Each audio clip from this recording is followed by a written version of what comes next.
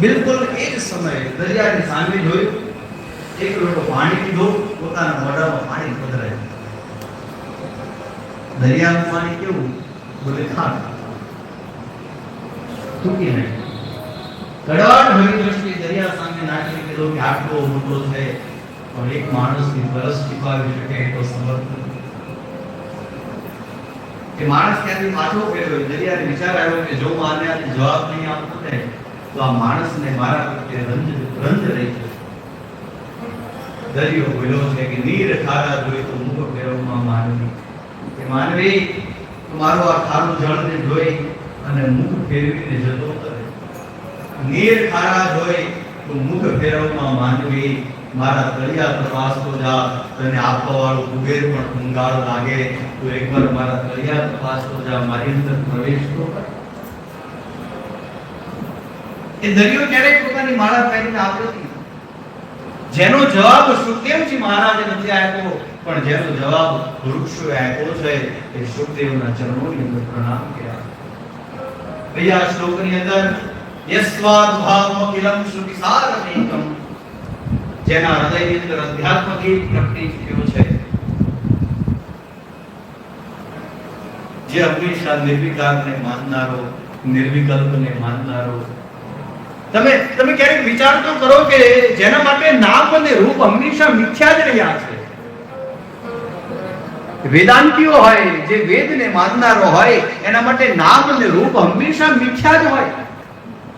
એટલે જ્યારે રામચરિતમાનસની અંદર જનકની પાસે પહેલી વખત રામ અને લક્ષ્મણની જ્યારે મૈત્રી થઈ, એ સમયે જનકે વિશ્વામિત્ર મહારાજને કીધું, મહારાજ તમે તો જાણો છો કે હું દેહાધ્યાસથી મુક્ત છું. વિદેહ નામ જ એનું એટલા માટે છે કે જે દેહથી મુક્ત છે.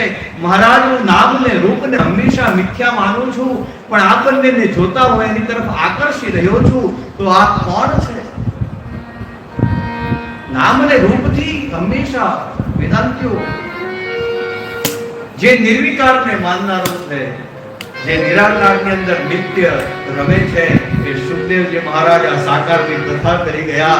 આ કથાએ એમને કેટલા પોતાની તરફ ખેંચ્યા હશે.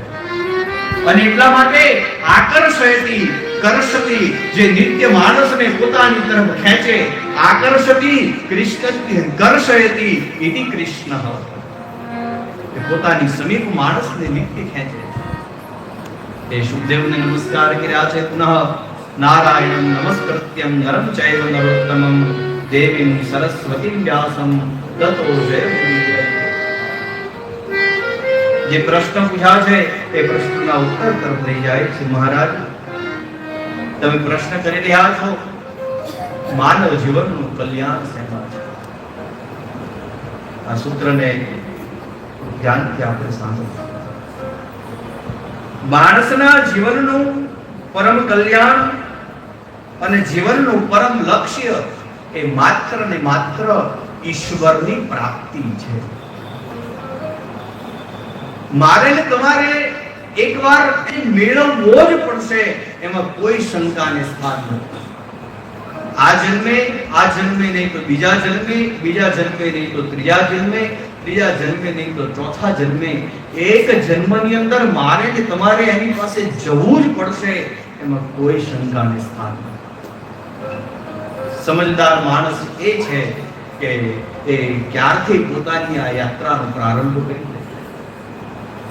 આ અનમોલ અવસર તારો હાથથી છૂટવાઈ જાય છે. પતંગા દોડ જે જલ્દી આ શમમાં બુજાઈ જાય છે.